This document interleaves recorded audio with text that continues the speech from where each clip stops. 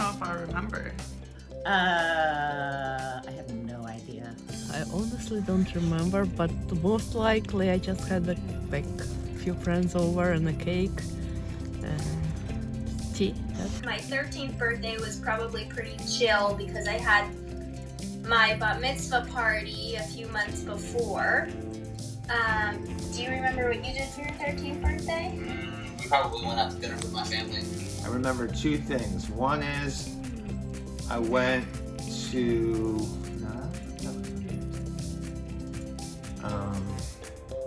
I remember I got a cool vest. I don't remember what I did. Well, I had a bar mitzvah. I had a bar mitzvah. And let's see, what year? 19, 13, 7, yeah, oh, I went to Wyoming. And I rode a donkey and no, it was a mule in the Grand Teton National Park, and I'll never forget that. For my 13th birthday, I had a bar mitzvah. And I don't remember what I did for my 13th birthday specifically because my bar mitzvah was the week after. I was a member of the Workmen's Circle, which was a left-wing Jewish Zionist organization which was not religious. So I did not do anything in Hebrew with the Torah. For my 13th birthday, I wrote essentially like a book report or a study, and I did it on the Masada Rebellion, which was about 2,000 years ago, the last stand of Jewish kingdom before the Romans, when the Romans were conquering them. And so I studied the Masada Rebellion, and I wrote a report on it in English. It was then transliterated into Yiddish, which I did not speak, but the transliteration allowed me to deliver it in Yiddish without understanding Yiddish itself. So on my bar mitzvah, I delivered the speech in transliterated Yiddish. That's what I did. I just had a regular birthday party with my friends. I think I went to a movie with some of my friends, and then I had a party with my family. I think I just had a big party because when I was 13, they didn't have bat mitzvah at my synagogue. So I just celebrated with friends. Before turning 13, my responsibility was to become a bat mitzvah, which means a daughter of the commandments. And so I spent a year training, learning prayers, and learning my Torah portion. My responsibilities did not change at the age of 13. Chores and babysitting my brothers and mowing the lawn, all the same stuff. I did start working in my early teens. I might have worked around then. I would help out a friend of mine.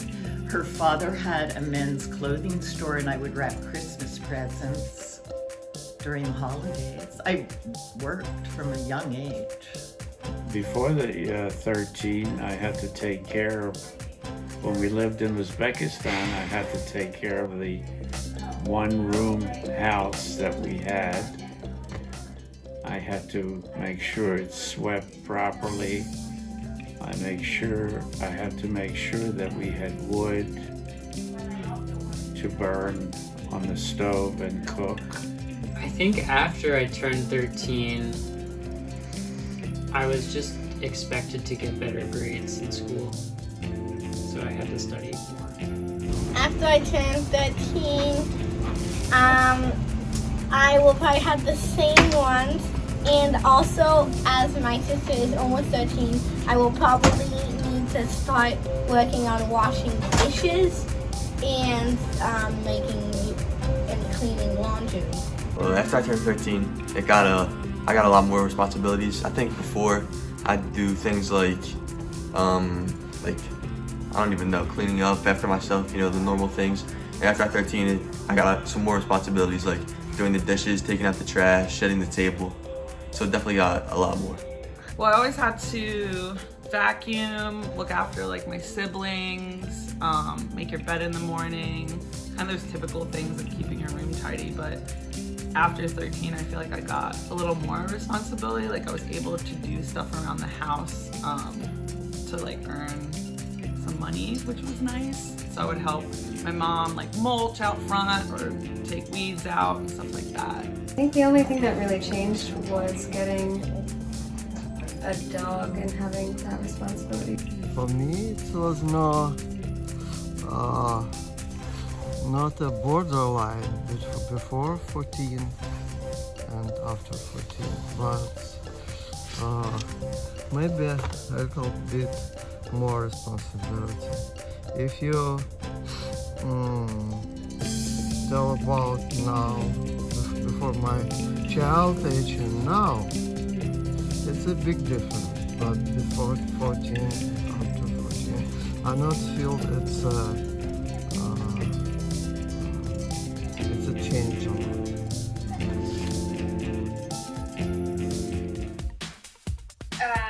Well, we have lots more responsibilities now than we did when we were 13. Oh, I have to work, I have to feed the cat, you know, like all this adult things.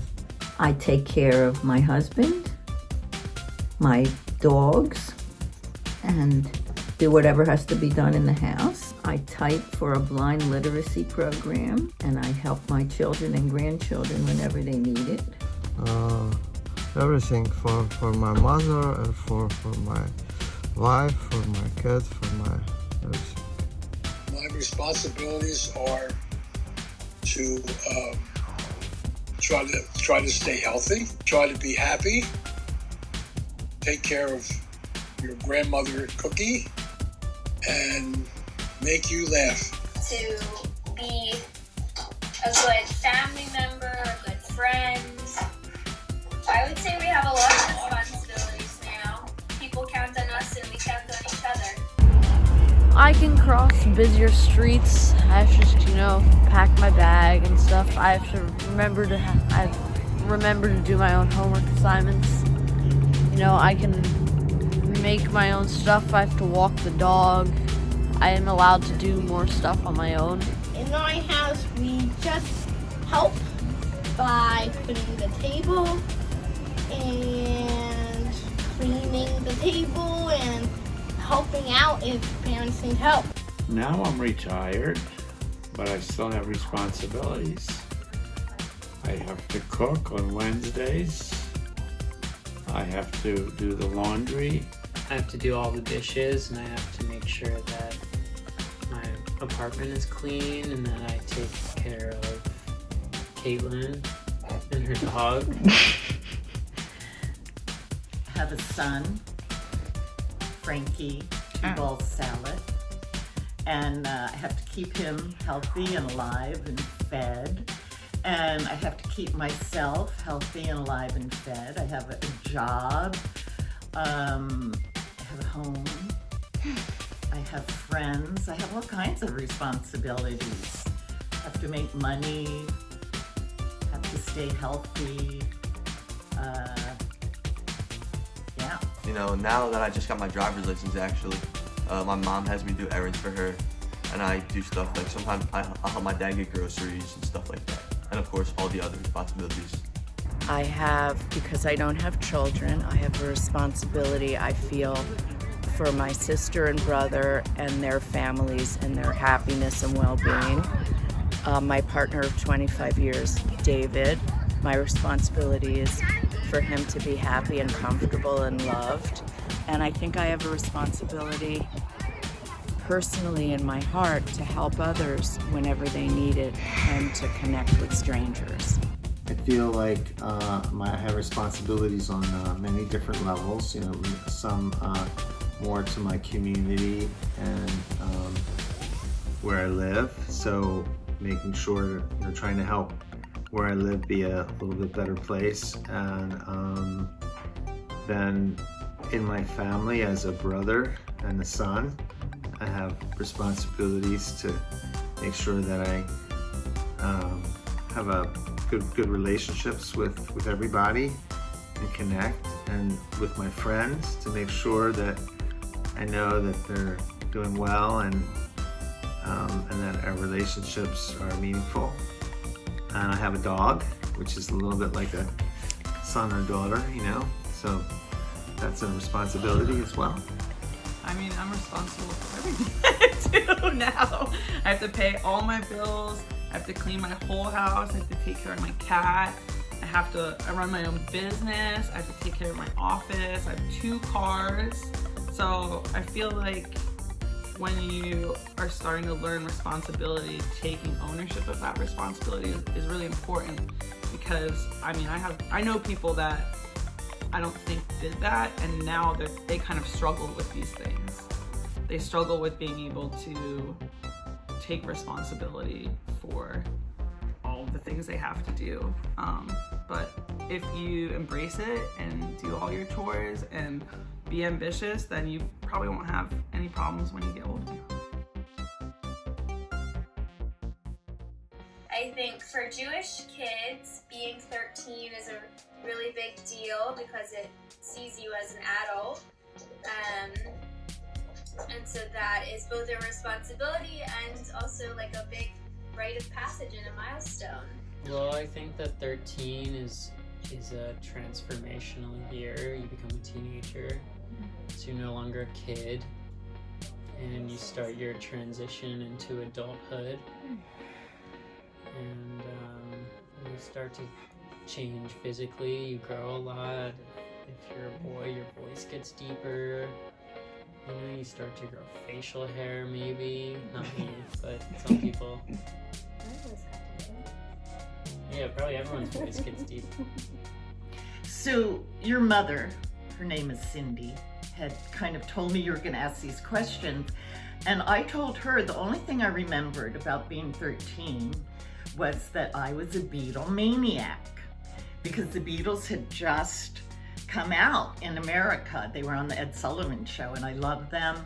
And then some of the boys in school started forming bands, and I just had crushes on all the boys in school who were in bands. And so 13 was the beginning of my rock and roll life. 13 means to me that you become a teenager, which is good, but it's not always good. And it means that you are not a kid anymore, and you're older, and you're in middle school and 8th grade, and yeah, that's about it.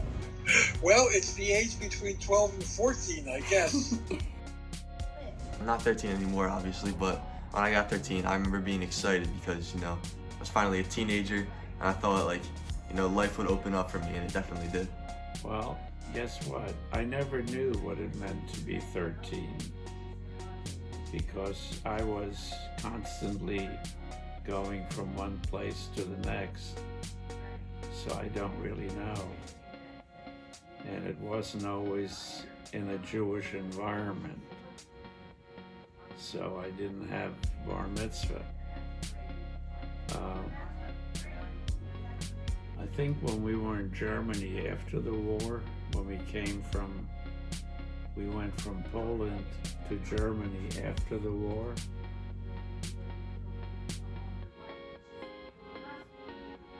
my best experience was taking a mikveh bath on Friday afternoon, and going to the synagogue in the morning and listening to the Torah readings and learn how to daven. You know what daven means? Reading the Hebrew prayers, Bible prayers.